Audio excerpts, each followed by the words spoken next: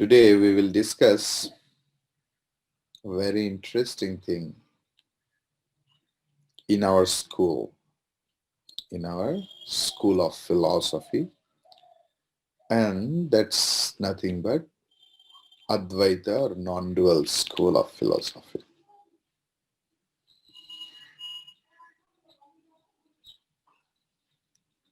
Since last few days, I know I don't go into such details what I used to teach, but today I'm very much eager to teach in details regarding that. Are you ready, all of you? Thank you. Today's topic is the meaning of Maya. Today's topic is the meaning of Maya.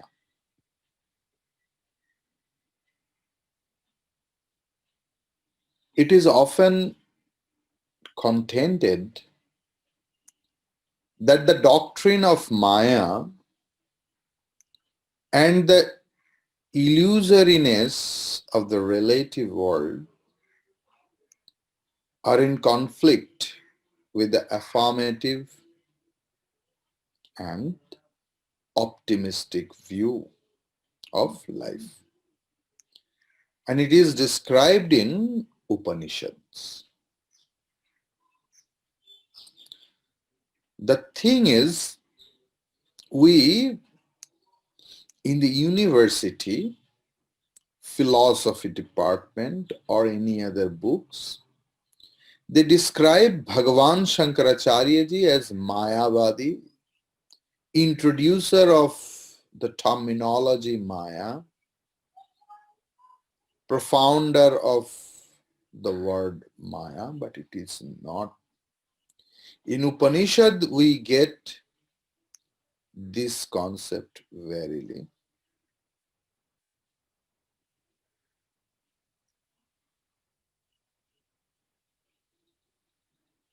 In later part, this Maya, concept of Maya, of the Vedantic school, marketed by Bhagavan Shankaracharya ji, not created by. The Upanishads describe both the universe and the individual soul as the manifestations of the one alone Brahman, and that Brahman is nothing but the bliss absolute, and thereby the Upanishads emphasize the affirmative view of the life, the affirmative view of the universe.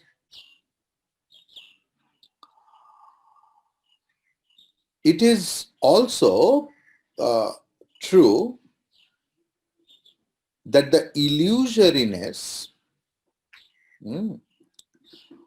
of the sense-perceived universe is what the word I can tell?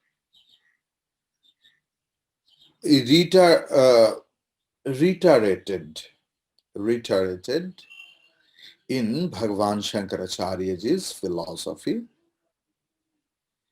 and the method of negation is emphasized as leading to the realization of Brahman. But there is no conflict between the two views.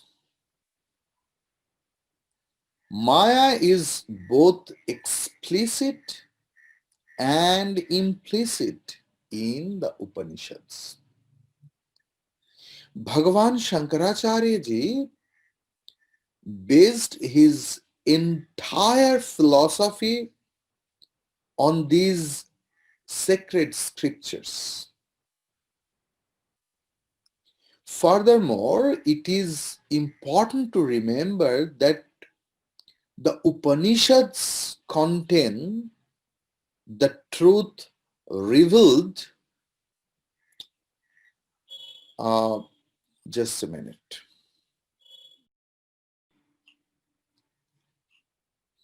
Yes, we should remember that the Upanishads contain the truth revealed to the rishis, the seers. These revelations are not presented in the form of a systematic philosophy. Bhagavan Shankaracharya ji actually systemized the teaching of the Upanishads through his non-dualistic Vedanta philosophy, which he received from the lineage of Guru Parampara. So with the aid of unimpeachable reasoning, he established the sole reality of Brahman by refuting the arguments of Samkhya philosophers, the Buddhist philosophers, and the other thinkers. Bhagavan Shankaracharya ji established the reality of Brahman by proving the illusoriness of names and forms and the transiency of all things existing in time and space and governed by the law of causation. Hence, Maya forms an important feature of Bhagavan Shankaracharya's philosophy. But we should remember Bhagavan Shankaracharya does not aim at proving the existence or reality of Maya. His aim is to prove the reality of Brahman, to prove our true nature, our intrinsic nature. And he is not at all Mayavadi. In Upanishad, this very particular word Maya has coined in many places. The word Maya was used in the Rig Veda to denote a kind of magical power. There it is said that Indra, through the help of Maya, assumed different forms. In the Upanishads, the word acquires a philosophical significance. We read in Sweta Svatara Upanishad,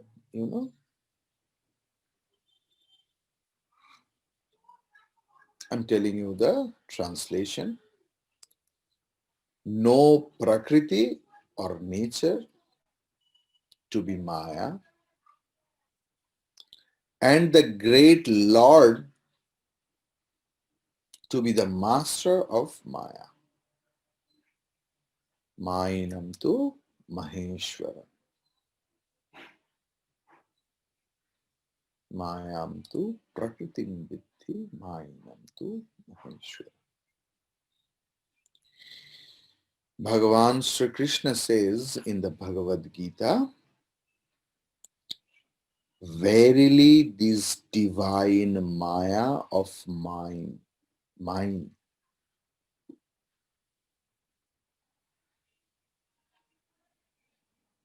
consisting of the three gunas, it is hard to overcome,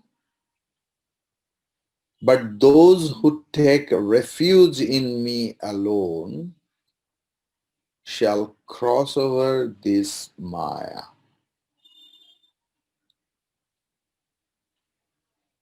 Bhagavan Shankaracharya just speaks of Maya as a power of Lord, Shakti, Adya Shakti.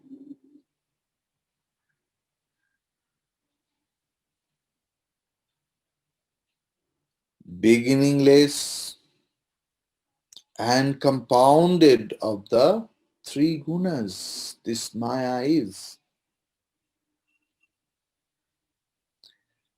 In later chapter, we will see the discussion of three gunas.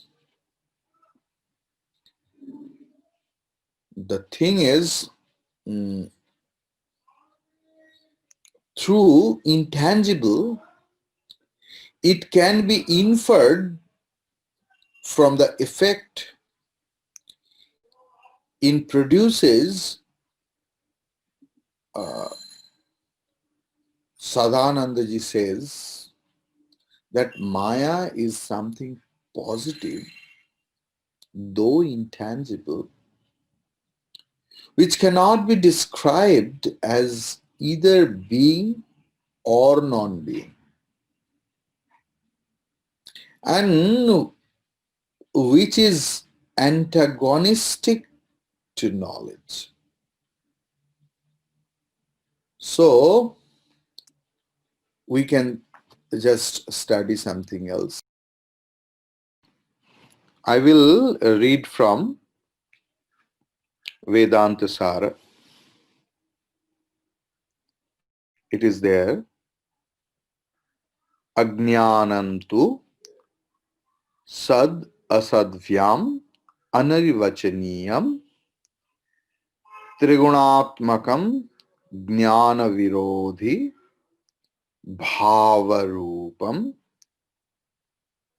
yat kinchid iti vadanti aham sa ityadi anubhavat. And in Svetasvatara Upanishad, third mantra, first chapter, it is there. Devatma Shaktim Swagunaihi Nigudam Ityadi Shrutescha. So, if we translate it, we will say that, but ignorance is described as something positive through intangible, which cannot be described either as being or non-being, which is made of three qualities and is antagonistic to knowledge. Its existence is established from such experiences as I am ignorant, aham agnya, badanti aham agna, and from such Shruti passages as the power belonging to God Himself, hidden in its own qualities. Now, some word I just want to describe properly. That tu, ajnanam tu. Tu means but. Tu means but. So why the but or tu is used? According to the Bhashyakaras, means the text offers a special theory on the subject. Now, that something positive it has been like sad asad bhyam. That bhyam means something, it is not singular. So, what is that? This word has a special significance. It is not used to denote its indescribable nature, nor its antagonism to knowledge and truth, as these ideas have been well expressed by separate phrases. Its special significance is to posit ignorance as the source or cause of illusion.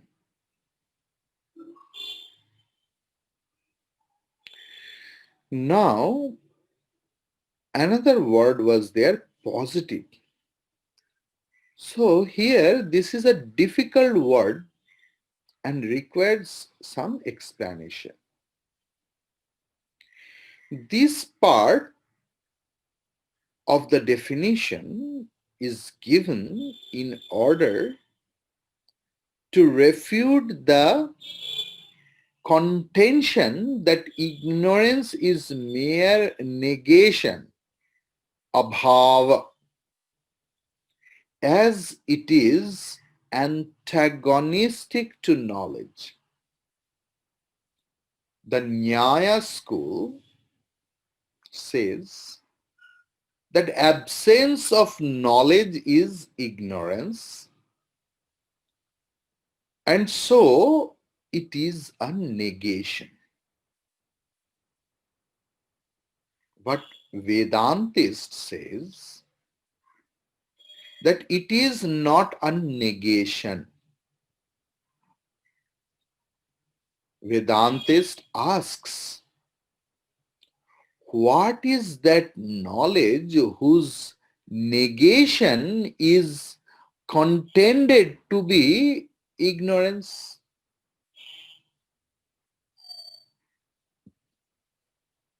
Agarwalji's subject it is. How logically they ask questions, just see. We can understand knowledge from these aspects. Firstly, knowledge is used as synonymous with the witness or the perceiver, sakshi, cheta in Svetasvatara Upanishad 6.11, the word we get sakshi, cheta. So its absence cannot be called ignorance, as it is eternal and therefore can never be associated with a state of negation, which is eternal, that cannot be absent. All the schools of philosophy, they accept that sakshi or the ultimate seer, or you can say consciousness or knowledge, is eternal. Eternal means always present. So that cannot be absent. There is one consciousness, means one knower, ultimate knower. How is this?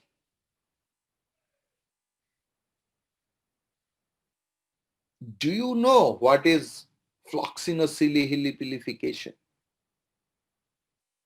No, I don't know this word. Who knows that I don't know? Wow, who knows about my ignorance? So here the question of Sakshi.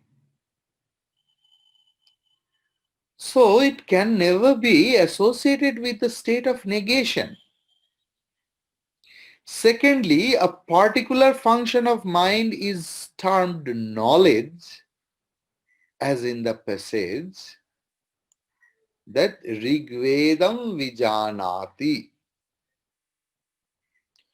Through understanding, one understands the Rigveda. Vijnanena va Rigvedam Vijanati. Chandogya Upanishad 7.7.1. But here, knowledge is used only in an indirect sense. No mental function can illumine an object unless it has the self at its back.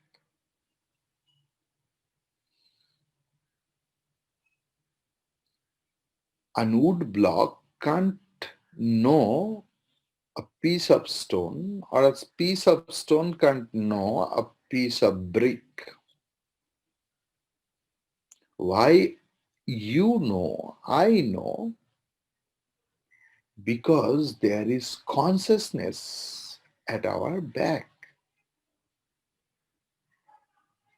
Clear? So the thing is,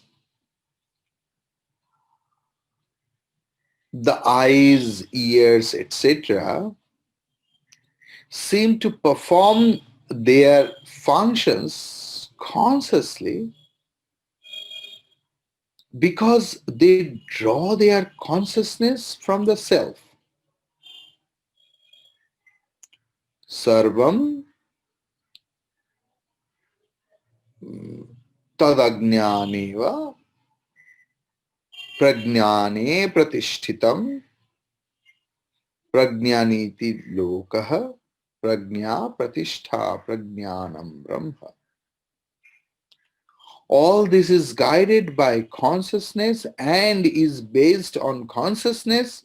This universe has consciousness for its guide. Consciousness is its base. Consciousness is Brahman. Aitiri Upanishad 5.3. This is Mahavakya. Prajnanam Brahma. Hence, under no circumstances can think knowledge exist in a negative state. Thirdly, ignorance cannot be said to consist of the negation of knowledge, particular or general, because when a man makes a statement as I am ignorant, I do not know anything, even then he does not lose all sense of perception. Though he may not perceive a particular object, yet he perceives another. Again, there cannot be any negation of general knowledge, as without it, knowledge of a particular object becomes impossible. Therefore, it stands to reason that knowledge which is eternal, ever existent and positive, can never be connected or associated with negation. But when ignorance is said to be bhava rupa or positive, it does not denote an absolute substance which only Brahman is. It was so there would not be any, liberation if we think so. Therefore, this term is used to differentiate it from negation. Ignorance is different from reality and unreality, as neuter is different from male and female. Really, this ignorance can never be properly explained. That is why it is inexplicable, indescribable, anirvachaniya, avangmanashagocharam, it cannot be thought of. It has found a place in the Vedanta philosophy in order to explain the, otherwise inexplicable production of the phenomenal world. It is absurd to seek for its proof. It cannot be proved by our reasoning because human reasoning can never be free from ajnanam or ignorance. To prove it by reasoning is like seeing darkness with the help of darkness. Nor can it be proved by knowledge, as at the awakening of the knowledge there cannot remain any trace of ignorance. To prove ignorance by knowledge is like seeing darkness by a blazing light. Avidyayam avidyatmam idameva tu. Actually, the characteristics of ignorance is its very unintelligibleness. It cannot bear any proof or it will be a real thing. Brihadaranya Vartika, verse 181, it says, in Naiskarma Siddhi also it is there, 3.66, that this illusion is without support and contradictory to all reasoning. It cannot bear any reasoning, just as darkness cannot stand the sun. Therefore, like the fanciful imagination of the sun by one who is blind by day, the sages called ignorance indescribable, as it is neither real nor unreal, nor real unreal, neither with parts nor without parts, and neither separate from knowledge nor inseparable from it.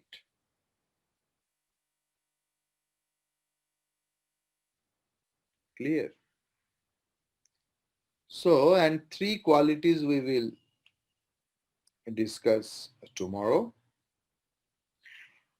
So, today what we want to say, that let us try to understand the meaning of this definition. Maya cannot be described either as being or non-being. That is why Maya is said to be indefinable, indescribable. If it were being, in the true sense, then its effect, the tangible universe, would be perceived at all times. But it is not. Whenever we go to sleep in the dream, this waking world is vanished. When we are in deep sleep, the whole universe, the waking universe and the dream universe, both are vanished. Hmm. For being can never become non-being. The real can never become unreal. But one does not behold the universe in samadhi or in communion with Brahman, neither in dreamless sleep or deep sleep. On the other hand, if Maya were non-being, a non-existent unreality like the son of a barren woman, the manifold universe could not be seen. One could not see the world of names and forms as real. Therefore, Maya is said to be something positive.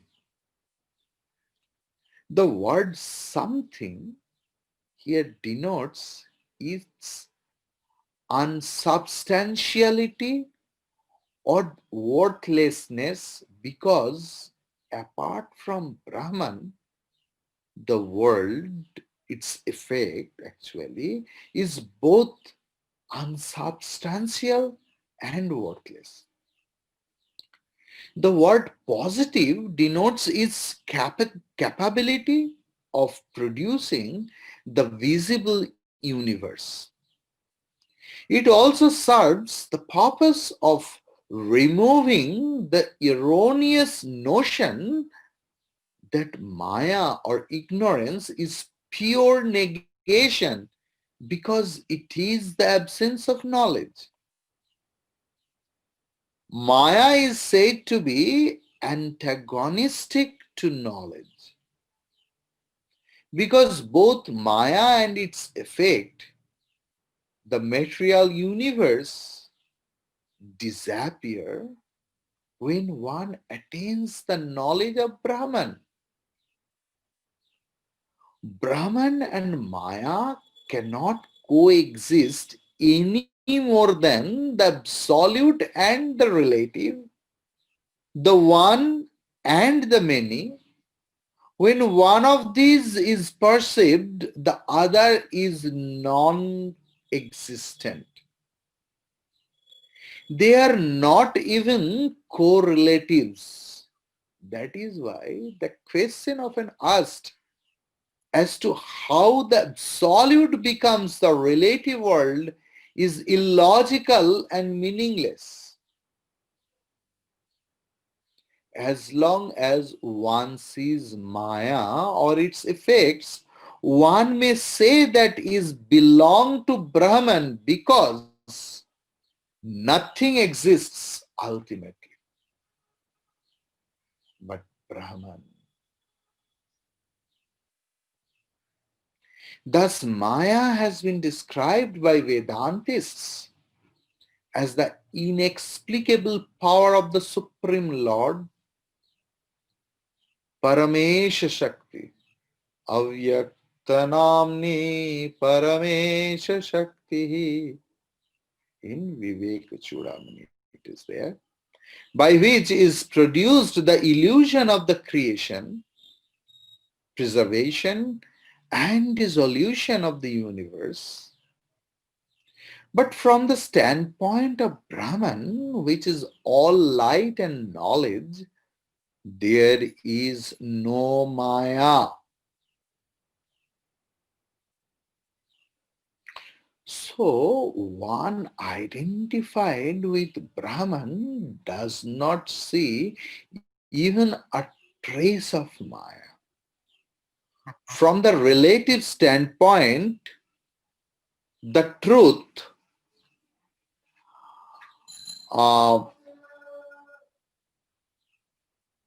of nature of Brahman seems to be obscured by an inscrutable power which lies within itself and brings into existence the panorama of the phenomenal universe. Thus is produced the illusion of ego and non-ego and their mutual relationship. The infinite Brahman appears as the individual soul endowed with ego, mind, senses, and a physical body. As the mind itself is a product of Maya, one cannot, through reasoning, know the cause of Maya. It is Maya, ignorance, that produces the illusion of Desha, Kala, and Nimitta, time, space, and causality, which hides the true nature of pure consciousness and projects the multiple universe. Or according to a higher Vedantic concept, Maya, through its Nama and Rupa, names and forms, manifests the multiple objects of the relative world. Brahman, stamped